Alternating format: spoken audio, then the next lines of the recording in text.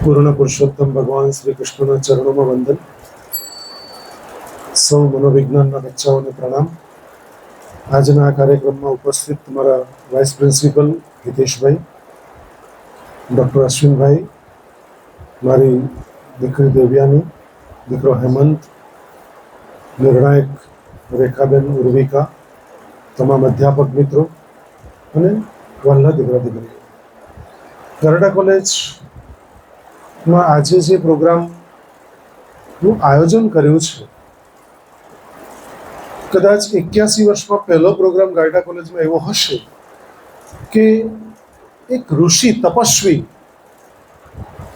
જેનું નામ બોલતાની સાથે જ મસ્તક ઝૂકી જાય, આચાર્ય વિજયરત્ન સુંદર સુરેશ્વરજી મહારાજ,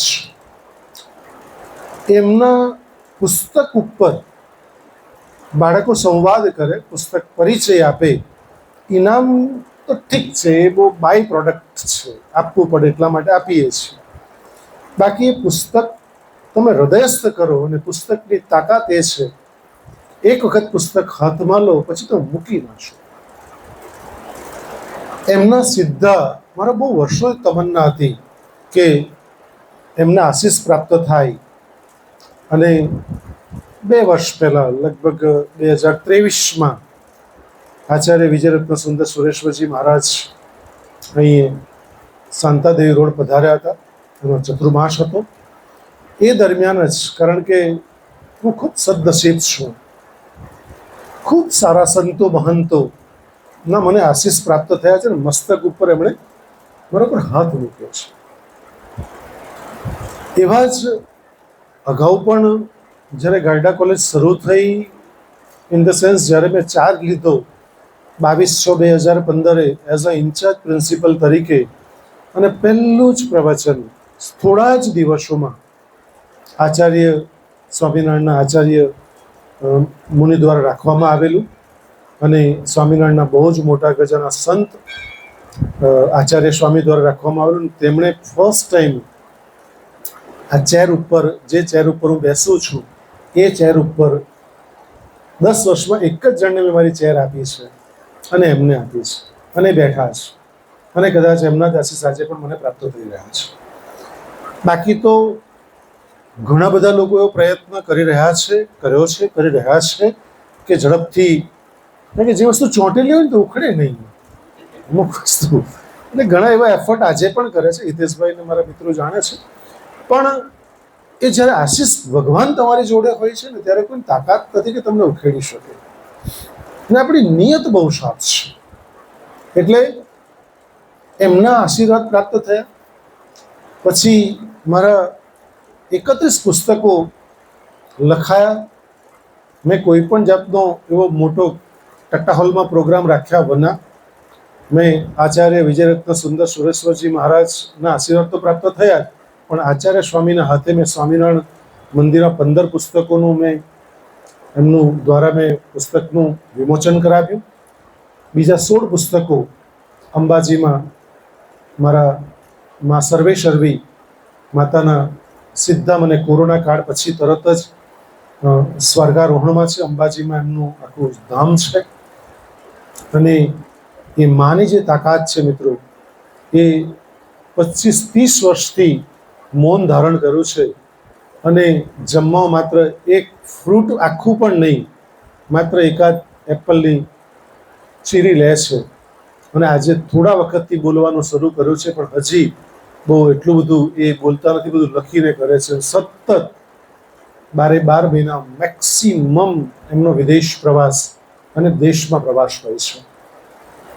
કહેવાનો ભાવાર્થ એ છે કે આવા સાધુ સંતો મહંતોના સીધા જ્યારે આશીષ પ્રાપ્ત થયા મને, એટલે હું ખરેખર બહુ મારી જાતને સદભાગી સમજું છું. અને મેં એક દિવસ કહ્યું હતું, તે ફરી પાછું રિપીટ કરવાનું મને એટલા માટે થાય છે કે આચાર્ય વિજયરત્ન સુંદર સુરેશ્વરજી મહારાજના ખૂબ પ્રિય શિષ્ય સત્ય વિજય મહારાજ, લગભગ એ આપણે ત્યાં આવ્યા હતા. અને એમણે મારું વર્તન, એટલે હું તમને મેડિટેશન વખતે પણ કહું છું, તમારા વિચાર, તમારી વાણી, તમારું વર્તન, તમારો વ્યવહાર જોઈને લોકો નક્કી કરે છે કે તમે કોણ છો. એટલે હું છેલ્લા ઘણા બધા વખતથી જ્યારે મારું પ્રવચન રાખવામાં આવે છે અલગ અલગ સંસ્થાઓમાં, મેં પરિચય આપવાનું સંપૂર્ણ બંધ કર્યું છે. અને અમારે ત્યાં પણ જે વક્તા આવે તેમાં હિતેશભાઈને મેં ખાસ કહી રાખેલું કે અમુક વક્તા જે આપણે બોલાવીએ છીએ બહારથી એના પરિચય 5-5, 10-10 પાનાના હોય છે. એટલે એવાનો પરિચય આપવાનું કામ હિતેશભાઈને સોંપી દઉં. અને હિતેશભાઈને એક જ લીટી મેં કહેલી કે હું બોલીશ એ મારો પરિચય, જેમ હું બહાર કહું છું તે રીતે. એટલે એ જે હિતેશભાઈ જે પેલા 10 પાનાનો પરિચય બહુ ટૂંકમાં એટલે 1-2 મિનિટમાં જ આ રીતે આપી દે, અને સાહેબ જે બોલશે એમાંથી જ એમનો તમને પરિચય પ્રાપ્ત થશે. એટલે એ અડધો કલાક બોલવાનો અને 25 મિનિટ તો એમના પરિચયમાં જાય. એટલે પરિચય આપણને મેં સંપૂર્ણ બંધ કર્યું. ને એ વ્યવહાર પરથી એ સત્ય વિજય મહારાજે આપણને તે દિવસે આશીર્વાદ આપ્યા. તેમાં બહુ સ્પષ્ટ મારી જિંદગીનું મને આખો ઇન્ટરનેશનલ મેડલ કહો, પ્રમાણપત્ર કહો, જે તમે કહેતા હો તે આપ્યું. કે કેટલાક માણસો ખુરશીને કારણે શોધે છે અને કેટલાક માણસોને કારણે ખુરશી શોધે છે.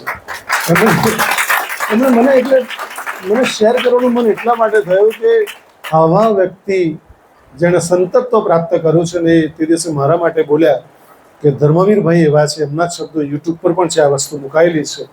એમના જ શબ્દોમાં કહું કે ધર્મવીરભાઈ એવા વ્યક્તિ છે કે જેને કારણે ખુરશી શોધે છે. મને શું કોઈ પ્રમાણપત્રની જરૂર છે? આવા સંત મહંત કક્ષાના વ્યક્તિ કહેતા હોય એ આપણા વિચાર, વાણી, વર્તન પરથી કહેતા હોય છે. એ દિવસે જ્યારે આવ્યા, એમનું જ્યારે પ્રવચન હતું તે પણ મનોવિજ્ઞાનના વિદ્યાર્થીને જ બેસાડેલા મેં તે દિવસે સ્પેશિયલી. આપણા જ બચ્ચા, તમે લોકો જ હતા લગભગ, આમાંથી ઘણા હશે. અને તે દિવસે 51,000 રૂપિયાનો ચેક એમના જ પ્રિય જે ગૃહસ્થી છે એમના દ્વારા, એમની કોઈ મધરનું નામ હતું, મને નામ યાદ નથી, પણ એમની મધરના નામ દ્વારા આપણને ડોનેશન આપવામાં આવ્યું. એટલે મને લાગ્યું કે આ 51,000નું શું કરવું જોઈએ. અને 51,000 એક પણ રૂપિયો અડક્યા વગર સીધી આપણે એફડી કરાવી. અને એમની સાથે મેં ડાયલોગિંગ એવું કર્યું કે ભાઈ તમારા 51,000 રૂપિયાનું જે વ્યાજની ઇન્કમ આવશે આખા વર્ષ દરમિયાન, એ મારા આખી કોલેજમાંથી જે વિદ્યાર્થીઓ નોટિસ મૂકીશું, જે વિદ્યાર્થી આચાર્ય વિજયરત્ન સુંદર સુરેશ્વરજી મહારાજના પુસ્તક પરિચય આપશે, એમાં 1, 2, 3 નંબર આવશે, એ લોકોની જે રકમ આવશે તેમાં 3 ભાગમાં, અથવા તો અમારી જે કમિટી નક્કી કરશે હિતેશભાઈ અને ટીમ, એ 3 ભાગમાં વહેંચીને અથવા તો પહેલા નંબરને એ રકમ એનાયત કરવામાં આવશે.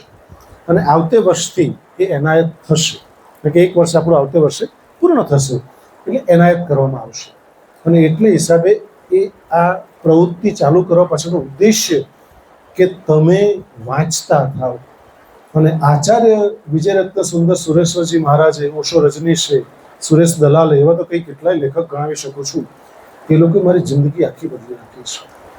અને મારા બહુ રાજની વાત કહું તો કે મારા પ્રવચનની પ્રથમ શરૂઆત મારા વિદ્યાર્થીએ કરાવી. અને એઝ અ નેક્સ્ટ, કારણ કે એમાં જે અધ્યાપક આવેલા એણે મારું તે દિવસે પાનામાં જોઈને બોલતો હતો. એકચ્યુઅલી મારી કોઈ પ્રિપેરેશન નહોતી, બોલવાની શરૂઆત હતી. અને બીજું પ્રવચન મારું સયાજી વૈભવ લાઇબ્રેરીમાં યોજાયેલું 25 મે 2002, આજે પણ તારીખ સહિત મને યાદ છે. અને એ પુસ્તક હતું લખી રાખો આરસની તકતી ઉપર. આ પુસ્તક મારી જિંદગી આખી બદલી કાઢી છે. અને મેં તમારી જિંદગી આખી બદલી કાઢી છે. કારણ કે તમને મા બાપને પગે લાગતા શીખ્યું છે. એમાં તમારા માતા પિતા જન્મદાતા છે, જીવનદાતા છે, સંસ્કારદાતા છે. અને મારા પહેલા 2-3 લેક્ચર તો એમાં જ જાય કે મારા બાળકોને હું નમતા તો કરી દઉં છું, કારણ કે પોતે પહેલા મારા પિતાશ્રીને ચરણ સ્પર્શ કરીને હું આવું છું. હું શ્રીમદ ભાગવત ગીતા વાંચું છું, મારા બાળકો વાંચે છે. એ વાતનો મને હંમેશ જીવનભર ગર્વ રહેશે. આવા સંતો મહંતોના પ્રશ્ન ઉત્તર રૂપી પુસ્તક લખાયેલું આ પુસ્તક છે. અને એમાં જે બધી વાતો લખી છે, પુસ્તકો મૂકી નહીં શક્યું. અને એમના 400 ઉપરાંત પુસ્તકો થયા છે. ઘણા બધા પુસ્તકો મેં વાંચ્યા છે, કારણ કે પુસ્તકો એ આપણો મિત્ર છે. પુસ્તક આપણું જીવન બદલી નાખે છે. અને હું તમને વારંવાર વિનંતી એટલા માટે કરું છું, સાયકોલોજીના છે એટલે મને થોડો સ્વાર્થ છે તમારા પ્રત્યે, કે એક પુસ્તક એવું રાખો. અને તમારાથી પુસ્તક નહીં લેવાય તો અમે તમને પુસ્તક આપીએ, કે તમે એક પુસ્તક એવું રાખો કે 10 મિનિટ તમે બસમાં ફ્રી છો, બસ તમને અડધો કલાક બારડોલી તમે જતા હો, અડધો પોણો કલાક થતો હોય બસને, તો પુસ્તક વાંચીને બેસો છો. સાંભળશો એની કરતા વાંચશો ને એની જબરજસ્ત ઇફેક્ટ રહેતી હોય છે. એટલે સાંભળવા કરતા વાંચવું, ગ્રહણ કરવું એ બહુ જરૂરી છે. એક જ વાત માત્ર કહીને મારી વાતને અલ્પ વિરામ આપું કે આચાર્ય વિજયરત્ન સુંદર સુરેશ્વરજી મહારાજે માતા પિતાથી શરૂ કરેલી યાત્રા, દીકરાને બહુથી શરૂ કરેલી યાત્રા લખી રાખો આરસની તકતી, જેણે મારી લાઈફ આખી ચેન્જ કરી છે. અને માણસ જીવન કેવી રીતે ઉત્તમ રીતે જીવન જીવી શકે. અને હવે તો આખું સંયુક્ત કુટુંબમાંથી બધું વિભક્ત કુટુંબ તરફ જઈ રહ્યું છે. એ સમયમાં જ્યારે આપણે જીવી રહ્યા છે અને અમારી જે આ પેઢી બેઠી છે, લાસ્ટ પેઢી છે, હું વારંવાર ઉલ્લેખ કરું છું, અમારી જે પેઢી છે લાસ્ટ પેઢી છે કે જેણે 25-30 વર્ષ પહેલાનું પણ, 40 વર્ષ પહેલાનું પણ જોયું છે અને આવનારા 20-25 વર્ષ પછીનું પણ જોઈ શકીએ છીએ. હવે આ પેઢી જે મા બાપને રિસ્પેક્ટ કરવું કે એ બધી પેઢી હવે છેલ્લી પેઢી એને બાય બાય કરવાની જરૂર છે. હવે આ બચ્ચાઓમાં ગુણોનું, સંસ્કારનું સિંચન કરવું. હું આજે અભિનંદન આપીશ, મારા 3 દીકરા લગભગ હાજર છે, કે એ લોકોને પૂછ્યું એફવાયમાં કે તમારામાં કયા કયા દુર્ગુણો રહેલા છે, ખરાબ ગુણો રહેલા છે. અને મારી છેલ્લી આજની 20 મિનિટની સ્પીચ એ પ્રવચન હતું. એમાં રાઈટ ભાઈ? જબરજસ્ત બોલ્યો છું અને કુદરતે જ બોલાવ્યું. એ લોકોના મોટા ભાગના જીવનમાં પરિવર્તન આવી જશે, જે પરિવર્તન કરવા માંગે છે તે. હું 34 વર્ષ નથી બોલ્યો છે, હું 20 મિનિટમાં હું બોલું છું આજે FIBA લેક્ચર્સમાં. કારણ કે સવાલ જ એવો આવીને ઉભો રહ્યો કે સર અમે મોબાઈલમાં એટલા બધા રચ્યા પચ્યા, ગેમમાં એટલા બધા આગળ જતા રહે, ખબર નથી પડતી કે અમે ક્યાં પહોંચી ગયા છે. અને બેના તમે જવાબ નહીં આપ્યા, એકનો જવાબ આપવો મને જરૂર લાગ્યો, એટલે તાત્કાલિક અસરથી મેં એનો જવાબ શરૂ કરી. લગભગ 25-20 મિનિટ તો થઈ હશે મને એનું સમાપન કરતા પણ. એટલે આચાર્ય વર એક સુંદર વાત કહે છે કે તમને કહેશે કોણ, તમને ટોકશે કોણ? આપ સૌ જાણો છો. તમને ગુસ્સો સૌથી વધારે કોની પર આવે? તો કે પરિવારના સભ્યો ઉપર. આ 3 બચ્ચાઓ બેઠા છે, એ છે પરિવારના સભ્યો ઉપર. મેં તમને વારંવાર કહ્યું છે એંગર મેનેજમેન્ટનો પાઠ શીખવતી વખતે કે બહાર જાઓ, રિક્ષાવાળા પર ગુસ્સો કરો, તાકાત હોય. મારી પર ગુસ્સો કરો, તાકાત હોય તમારી. મેં તમારું શું બગાડ્યું? રિક્ષા પર ગુસ્સે કરો, ચાલતા ચાલતા માણસો પર ગુસ્સે કરો? ના. તમે ગુસ્સો જ્યારે કરો છો, કોની પર કરો છો? એક તો કે નાના ભાઈ બહેન પર, બીજું તો કે મોટા ભાઈ બહેન પર, ત્રીજું તો કે મમ્મી તો ઇઝી ટુ અવેલેબલ, પપ્પા પર તો થતું નથી. અને થાય તો ખરું જ કે તમે મૂવીની ટિકિટ લઈ આવ્યા અને 2-4 ફ્રેન્ડને ઘરે બોલાવી લીધા હોય, પછી મૂવી જોવાનું પપ્પાની પરમિશન લેવાની બાકી હોય, પપ્પા જો ના પાડે 22 સપ્ટેમ્બરથી એક્ઝામ હજાસ, અને પછી જે હૃદયમાંથી ભાવ નીકળે, કેટલો સરસ હિતેશભાઈ ભાવ નીકળે, થેન્ક યુ પપ્પા, તમારી આંખ ખોલી કાઢી કે મારે વાંચવું જોઈએ, ટિકિટ તમે ફાડીને ઉડાડી નાખો. એવું કરો છો કેમ? કારણ કે આપણો ઉછેર એવા એન્વાયરમેન્ટમાં થયો છે કે બિલકુલ સહન નહીં કરવું. અને સહન કરે છે એ જ ટકે છે, જે સહન નથી કરતો એ ટકી શકતો નથી. એટલે મુનિવર બહુ સુંદર એક વાત આલેખે છે, જે મેં તમને કહ્યું છે પણ રિપીટ કરી દઉં. બહુ જ સુંદર વસ્તુ છે. એમણે એમ કહ્યું છે કે એક સોનીની બાજુમાં સોનીની દુકાન હતી અને બાજુમાં લુહાર હતો. લુહાર લોખંડને ટીપે, સોની સોનાને ટીપે. બંને જણા અલગ અલગ પ્રકારના, પેલો ઘરેણા બનાવે, પેલું કઈ સાધનો બનાવતો હશે, કદરી પાવડો જે કંઈ કરતો હોય એ કરે છે. કારણ કે તમને દરેકને બેઠેલા છો ભલે, પણ તમને દરેકને પ્રશ્ન છે ને પ્રોબ્લેમ છે કે પપ્પા અમે એમને ટોક ટોક કર્યા કરે, ટાઈલા, તમે ટાઈલા પણ શબ્દ વાપરો છો, રાઈટ? આવું બધું કયા કરે તમને. એ જ કે તમને મેક્સિમમ ગુસ્સો તમને તમારા પરિવારના સદસ્યો ઉપર આવે છે. તો એનું કારણ તમે સમજી લો, રહસ્ય તમે સમજી લો કે સોનાનો ટુકડો રોજ વિચાર કરે કે હા, માર તો મને પણ પડે છે અને માર તો આને પણ પડે છે, તો આ એટલા બરડા કેમ પાડે છે, કેમ બહુ ચિલ્લાય કેમ બહુ છે? એક દિવસ એવું થયું કે લોખંડ, પેલો લુહાર ટીપતો તો લોખંડને, એક ખરોચ ટુકડો જઈને સોનીની દુકાનમાં પડ્યો, જ્યાં સોનાનો ટુકડો હતો ત્યાં. આજે આ બહુ કાલ્પનિક પણ વાસ્તવિક ઉદાહરણ છે. આજે તક મળી ગઈ, મોકો મળી ગયો, કોને? સોનાના ટુકડાને પૂછવાનું. એટલે તરત એણે પ્રશ્ન કર્યો કે ભાઈ, તને પણ ટીપે છે, મને પણ ટીપે છે, પણ તું આટલા બરડા અવાજ કેમ કરે છે, બરડા કેમ બહુ જ પાડે છે? ત્યારે લોખંડનો ટુકડો થોડા નિરાશ અવાજે, થોડા દબાયેલા અવાજે કહે છે, ભાઈ તારી વાત બિલકુલ સાચી છે, તું ઓછો અવાજ કરે છે, મારથી અવાજ વધારે થઈ જાય છે. એક કારણ માત્ર એ છે કે તને જે ટીપે છે એ તારો જાતભાઈ નથી. કારણ કે સોનાને ટીપીને ઘરેણા બનાવે છે, સોનાની હથોડી નથી હોતી, એને માટે તો લોખંડની હથોડી હોય છે. તો કે તને ટીપનાર તારો જાતભાઈ નથી, એટલે તારા થોડો બરડો ઓછો પડે છે. મને મારો જાતભાઈ ટીપે છે એટલે સહજ મારાથી બરડો વધારે. અને સમજજો, જો કોઈ તમને કહેનાર હોય, તમને ખીજવાનાર હોય ને મારી જેવા કે મારા અધ્યાપકો જેવા તમને પ્રાપ્ત થયા હોય ને, મા બાપ પણ તમને જો ખીજવાય છે ને, તો સદનસીબ સમજજો કે તમને કોઈ કહેનાર છે. નહીં તો વિશ્વમાં કેટલાય બાળકો એવા છે કે જેને બિલકુલ કશું જ નથી કહેતા. એટલે જે તમને ટકોર કરે છે, ટક કરે છે, એ ટક પછી બહુ યાદ આવશે સમય વીતી ગયા પછી. એટલે બિલકુલ હૃદયસ્થ કરજો. આપણું હશે ને તે જ આપણને કહેશે. પારકું તમને કોઈ કહેવા નહીં આવે ને મા બાપે એમ બી તમને કહેવાનું તો FYમાં આવ્યા ત્યારથી જ છોડી દીધું. 12મા સુધી તમારે બિલકુલ માથું ખાધું, પણ પછી તમને છોડી દીધું કારણ કે તમે મેચ્યોર થઈ ગયા છો, તમને તમારી જીવન જીવવાની સભાનતા છે, એટલે બિલકુલ કહેવાનું લોકોએ બંધ કર્યું છે.